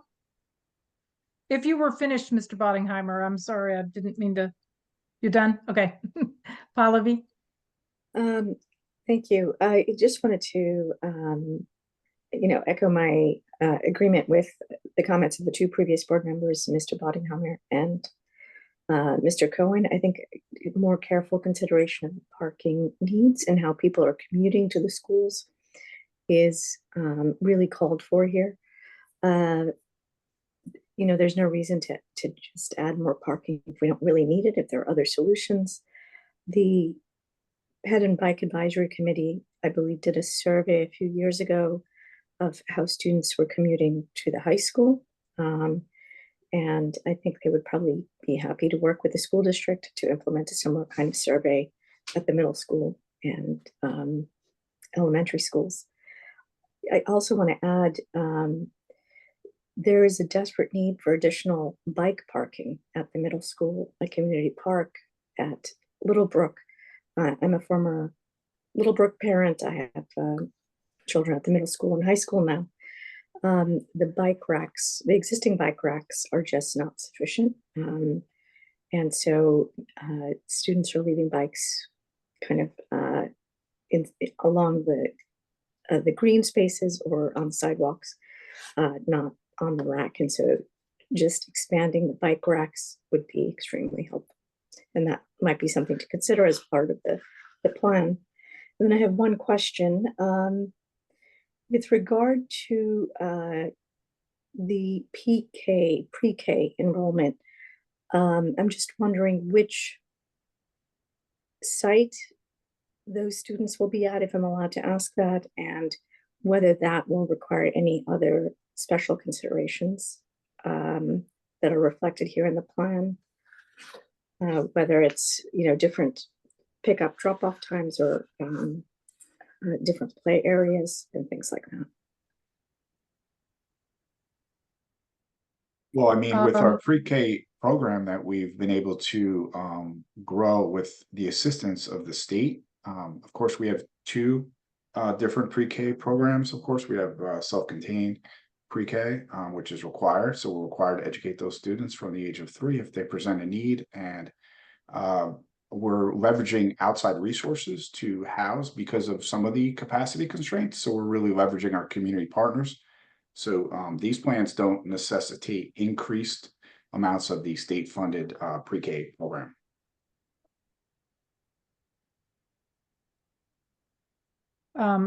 Thank you, Mr. Boudin. Does that address your question, Pallavi? Yes. I was just wondering if any of these, sorry, maybe it doesn't quite address my question. I was wondering if any of these renovations are driven by, are we allowed to ask this question? Are they driven by growing pre-K enrollment? If any of the additional space, or is it just the no, we're not planning it. Sorry to interrupt. Go ahead. Finish, no, I guess go ahead, please, not, No, I didn't mean to interrupt you. okay. Well, Matt, we are adding, I mean, the rooms we're constructing at Littlebrook and Community Park are arranged as kindergarten / pre-kindergarten rooms to create flexibility. Many of those rooms are going to be set up that way, just for future planning purposes. So. Based on enrollment projections, correct? I mean, I don't want to put words in your mouth, but. Well, it- yes. Yeah. Yes. Well, yes. these are the proposed, so the enrollment projection is what's listed as proposed enrollments in the long-range facilities plan. It's that, and it's also rooms that may be used for those things now that could be, improve with, like, say, a barrier-free toilet room, for example. So it's room, sometimes a reconfiguration of spaces within the building to moving certain things around. So those new rooms can be generated by that reconfiguration in an existing building. If you look at the plans, or renovations, small renovations being done in the elementaries as well. Okay, thank you. Thank you. Could I- Mr. Lesko? Oh, sorry, Jerry, did you want to? Yeah, I was just going to ask the board members whether they want to have the Board of Education look more at on-street parking and less on-site parking, because I think Nat made a very good point about the traffic. And traditionally, if you have on-street parking, it will slow traffic down considerably. So I just thought it was something that's the board might want to consider, and suggest that the school board consider that. Sherry, I'm sorry, Mhm, I'm just gonna answer on, from the municipal perspective, that we had really, we've got, this conflict between, bike lanes, parking, and at Riverside. I know there was a request by the, bike advocates, the bike advisory committee to make the area along the street next to Riverside a bike lane, which, would be nice for kids to be able to bike there. But, Yeah. when the school district was consulted, it turns out that, they really need that for teacher parking and for, the parents dropping off for their, they have a program there that they, they really need that. So I don't think that we want to go more in that. I don't think that's ultimately a solution. Okay, I At mean, any of the I schools. just wanted to raise it. Yeah, From the municipal perspective, I'm just saying. yeah. All right. Thank you both. Justin? Yes, thank you, Madam Chair. And I don't want to bring us down a spiral of larger issues too much, but I do want to follow up on one of the comments that Nat had and the chair had. So we have data that shows that about 89% of the school's employees live outside of Princeton proper. And if you'll remember back to the master plan, we found that 88.5% of the jobs in Princeton are filled by people who live outside of Princeton. So those numbers are strikingly similar, that 1 in 10 employees lives outside of Princeton, probably drives in, probably in a single-use vehicle, or a single occupancy vehicle. And I don't say that to make the schools feel bad at all. In fact, it's the opposite. It's what is the pattern in our town almost exactly. So I bring that up just to show that there's a bit of a circular logic of, we can't have housing because that's going to have more kids in schools, but then, the teachers can't live here with the cost of the housing as it is now. So, or the other staff. So, I'd be very interested in finding out what those numbers were 30 years ago, 50 years ago, so on and so forth. But as of right now, that is just a fact of life in Princeton with the housing supply and zoning laws that we have. Yeah, thanks. Mr. Cohen? So 2 things. I did want to just follow up Justin's comment, because while I think all of us would love to provide more housing that our teachers could afford in Princeton, in the interim, the schools are a large enough employer to consider doing transportation demand management, a TDM type of study, trying to look for ways to reduce the amount of commuting, even given, the fact that people live out of town, encouraging carpooling or the like.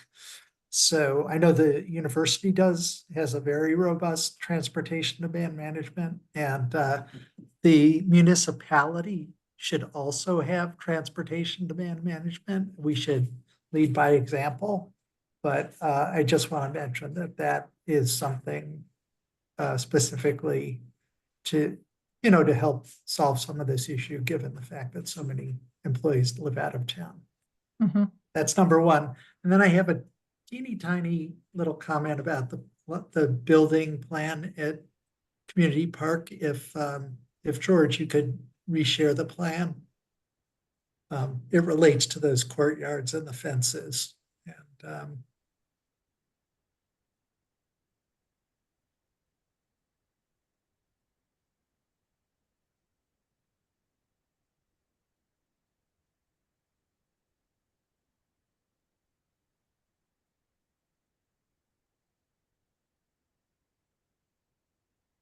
You're on mute, Mr. Duthie. there it is. Yeah, if you could zoom in a little bit. Yep, sure. So the question I have, or the suggestion, is that I appreciate your concern of, people loitering in these areas. They're kind of secluded, and understand why you want the fence to keep them out.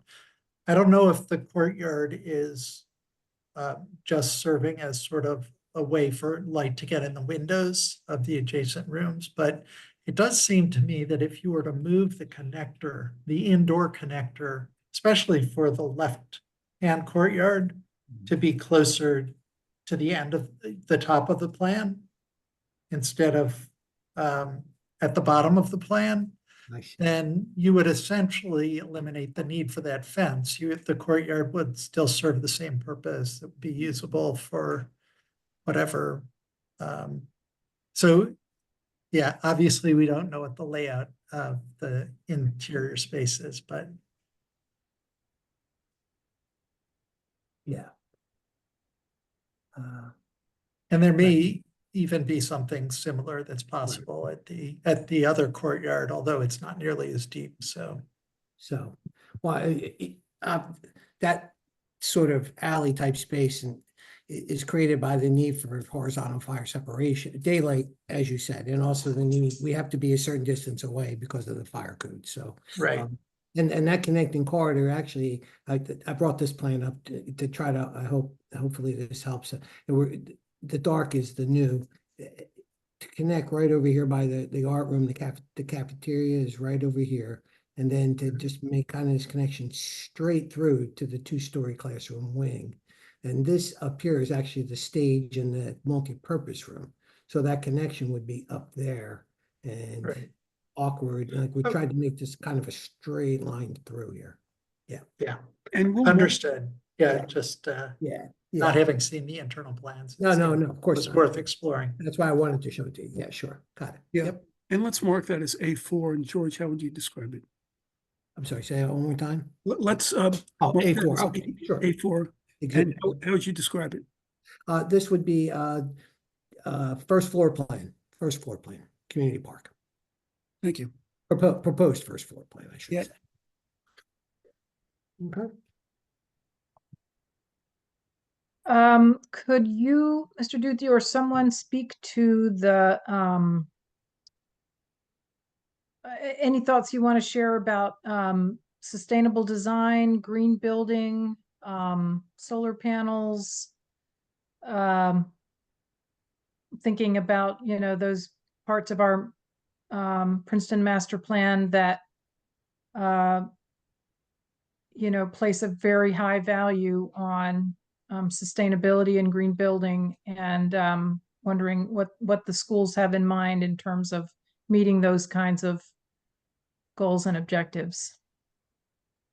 Yeah, that's a great question. And I'm glad you asked it, actually. We've been doing, there's a lot of sustainable elements that go into schools. One of the things we have to balance with public schools is the need for maintenance and the upfront investment. Solar is certainly something to think about and to consider at some point in time. But there are a lot of other things. There's energy efficiency design, you know, now we're talking about reducing ventilation, air and filtration and reducing energy consumption. We use a lot of different recycled material content in a lot of our products, including the flooring that we use, ceiling tiles, low VOC materials. There's a lot of different sustainable things that go into the projects already in terms of the individual components.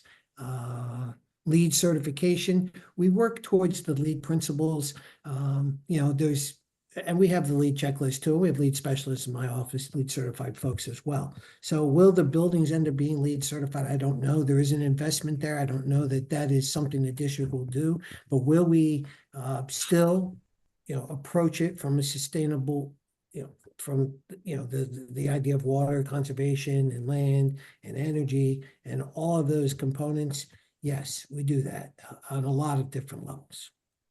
And I would commend to you the updated, relatively newly adopted green building checklist that the municipality has recently rolled out after years of great work on it by the Environmental Commission and others.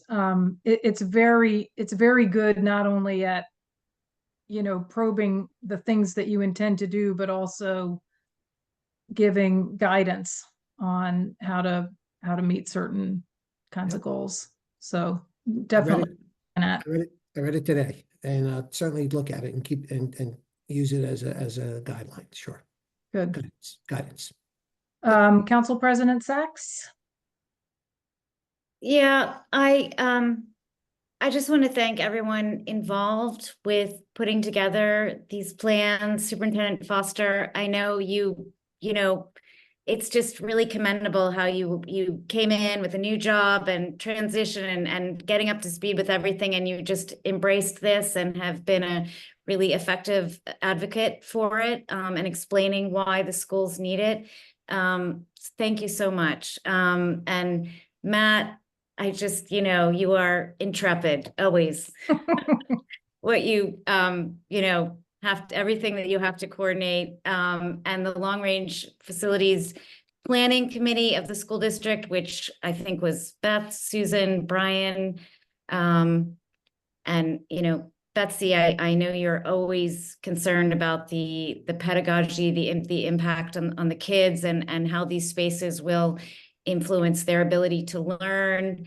I, you know, I see a lot in your plans that reflect extensive community input around when there was previously a discussion of building a new school. And I think there was strong feedback from the community that they wanted you to expand and focus on the existing schools.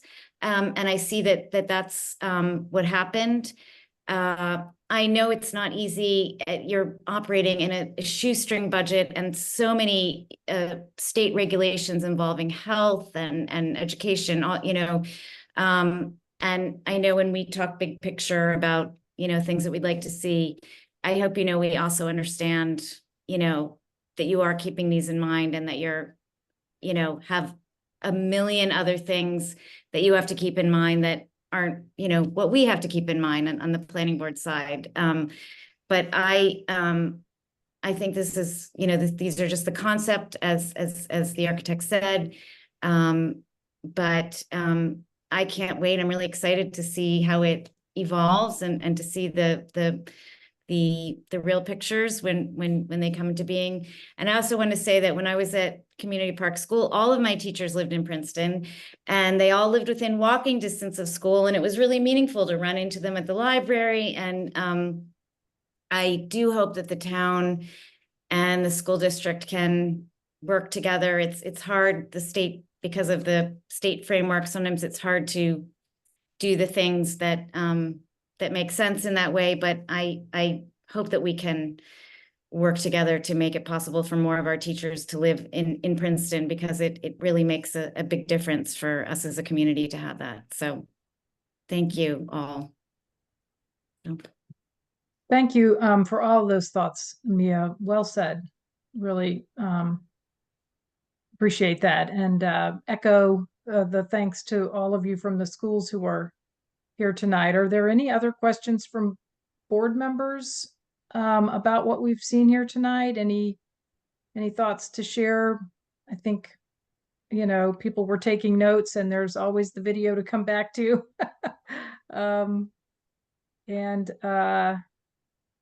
But I don't want to, you know, drag this out longer than is necessary if people's questions have all been addressed. Mr. Lesko.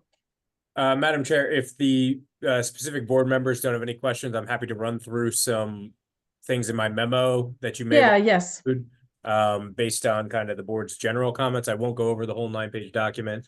You all know about the master plan by now. One of the comments, or one of the goals in the master plan, is to promote and enhance the built environment of Princeton through high quality design of public educational and cultural facilities. Obviously, we don't have any sort of architecturals at this point, but I might recommend just pointing that out and hoping the schools follow that, as I'm sure they will. If the board agrees with that, I'll include that in the memo. Yes, absolutely. Next up, we just talked a little bit about sustainability and green building practices. We did not touch upon things like electric vehicle charging stations as the schools are looking at their parking lots. Yeah, I'm glad you brought that up. I am curious about what you know, whether you're retrofitting older parking lots in order to create permeable pavement or building new ones. And more people are driving EVs. Do you intend to install EV chargers? Or if not, I mean, don't mean to put you, you know, if it, you know, please take it under consideration. I'm sorry to interrupt, Ms. Bolden. Did you? Bolden, thank you. Now we have been working with Sustainable Princeton, who's partnered with us for the 3rd year now, and maybe providing some EV charging stations. So we do look at that. The New Jersey program does have, they do have a grant. They do provide grants for that. Right. Yeah, great. And thanks. Sorry to be butchering your name. No, apologies. It happens quite often. Thank you. I'm sure it does.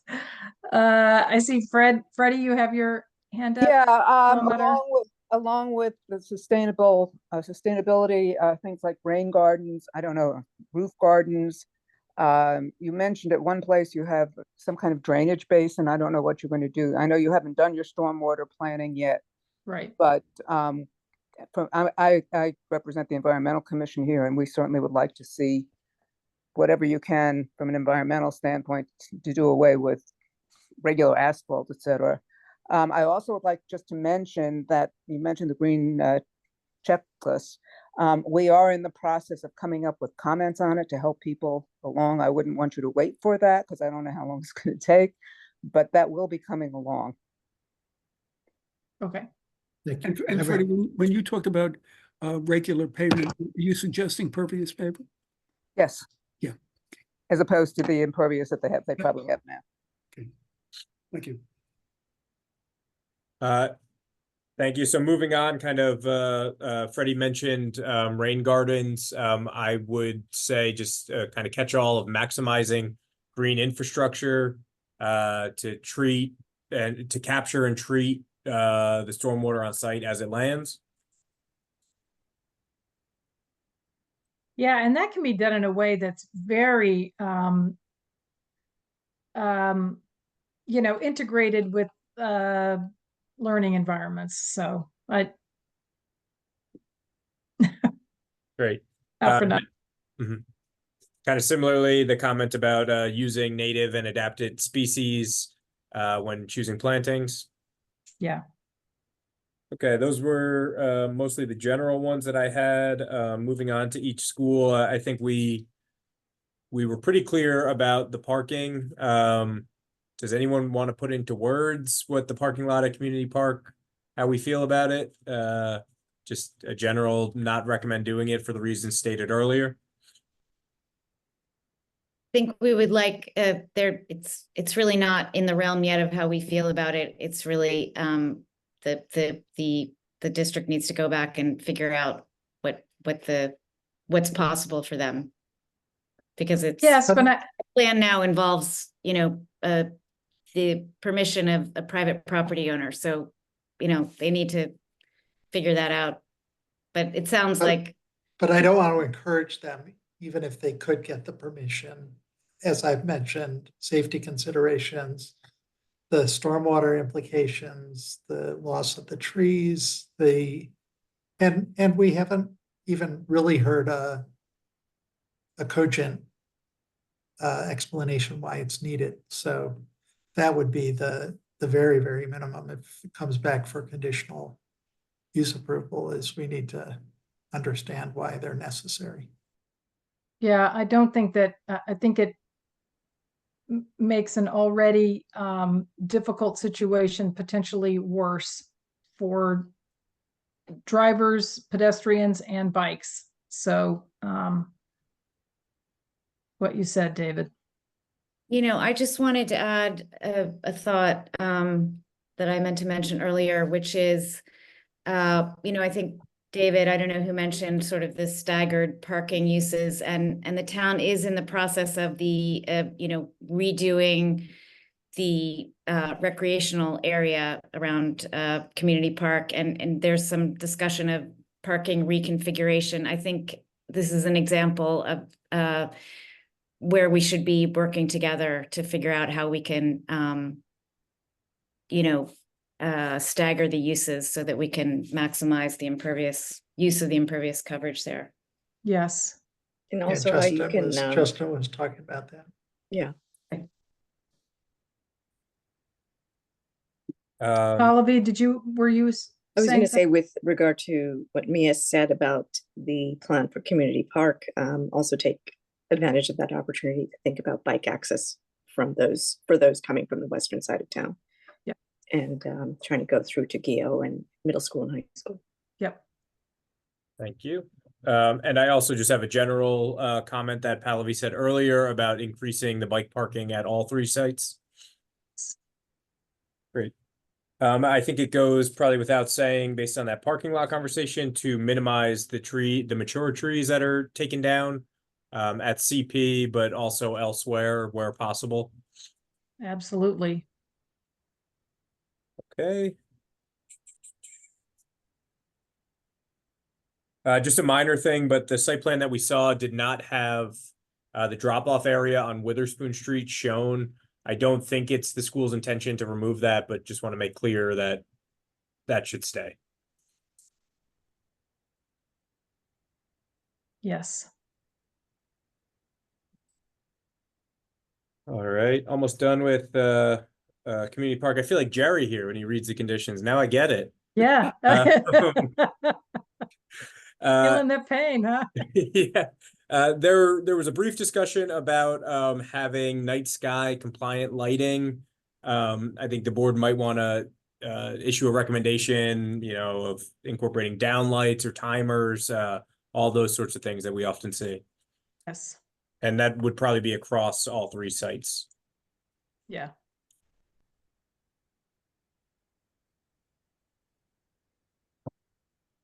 And moving on to Littlebrook right now. Again, stormwater, as was mentioned, that'll be a general comment. There was a comment that we made about ADA accessible parking spaces. It was unclear where they were on that site, but I would imagine the schools are looking into maximizing those, making them close to the buildings and, you know, not creating any issues there.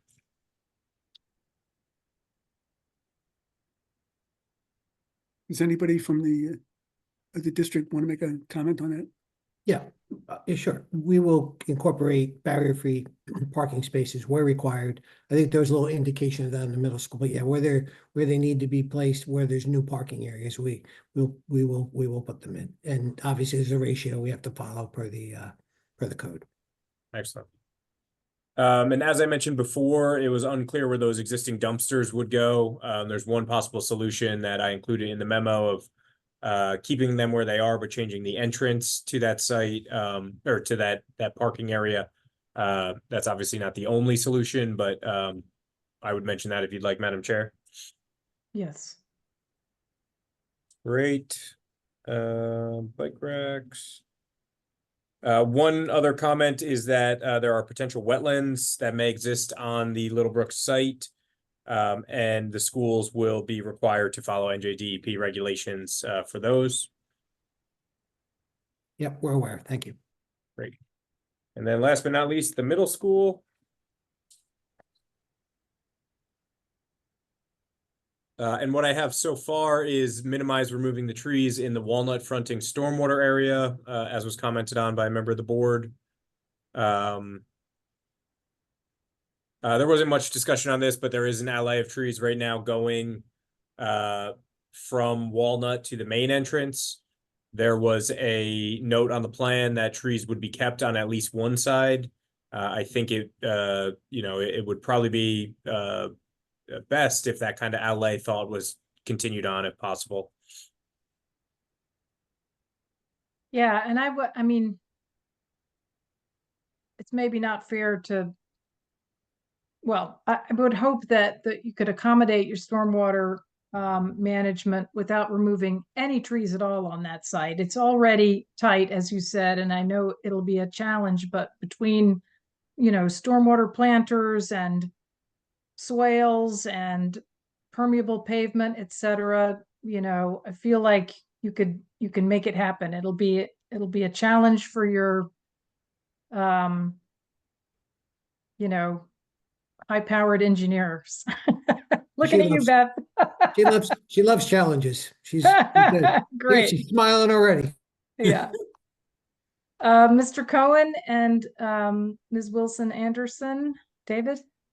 Yeah, I just wanted to clarify with the alley of trees that leads to the current front entrance. Those are all coming out because that's exactly where the addition is, correct? And what was discussed was adding a new row of trees along the new walkway going to the main entrance. Am I right about that? Yes, as proposed now. Oh, thanks for saying that, because I was not clear on that. Thank you. Yeah, and possibly add more trees along to Goya too. Yeah, we talked about doing that. EO. Yeah, Geo. Sorry. Thank you. I've been corrected more than once, so now I feel qualified to correct others. Claudia? Yes, given some of the constraining characteristics of the land, removal of trees is something that we're clearly trying to avoid as it relates to stormwater management and any other design. I did hear a mention of green roof technologies, but there's also a growing field on the green and blue roof technologies, which I think was mentioned as a potential educational component, perhaps that could be a way of also mitigating some of the stormwater issues where rainwater storage could be handled in the roof and released over time and relieve pressure on a rain garden at ground level. Yeah, thank you for that. Got it. Mr. Cohen? Yeah, and I just wanted to offer some words of praise for the citing of the additions to Community Park School. I think that while some people may not love that mid-century modern, the character of that school is kind of special to me. I really love the frieze with the symbol, the scientific symbols and stuff like that. And so I really appreciate that the architect has, largely preserved the public facing aspects of that building so that we can continue to enjoy, those of us who enjoy that era of architecture can continue to enjoy. Me too, David. Here, me too. I don't love that period necessarily, but I do love that part of CP. So yeah, I think it's generally beloved. That's great. Other thoughts? Anything else, Mr. Lesko? That's all I have now. I have a list of about, let's say, 10 general comments and then another 3 to 7 per school. I'm happy to really be Jerry and read them back, or if you think I caught the spirit of it, of the conversation, I could type up that memo tomorrow and send it to you, Madam Chair. Okay, great. And it basically echoes points that have been made tonight and that are in your memo? That's Or correct. yours and your colleague's memo? Yep. Great. Yep, that sounds good.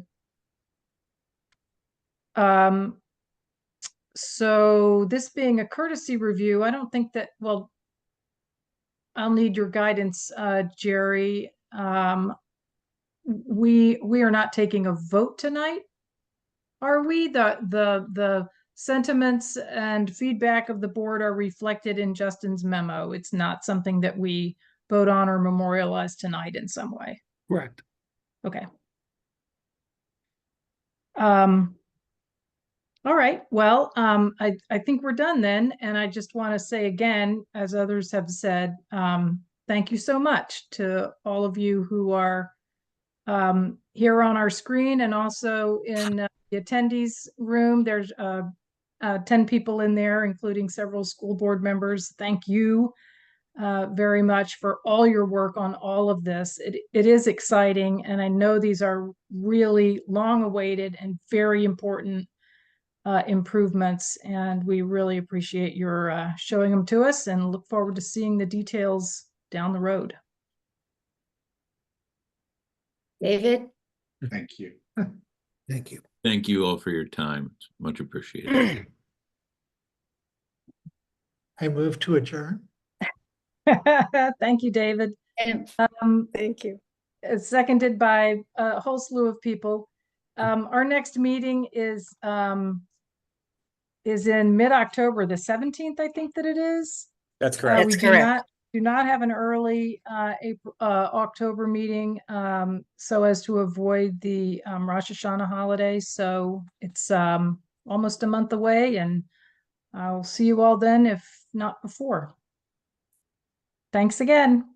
Thank you. Good Yeah. night. Everyone. Thanks. Well, Good night. Good night. good night. Have a good night. Yep, good night.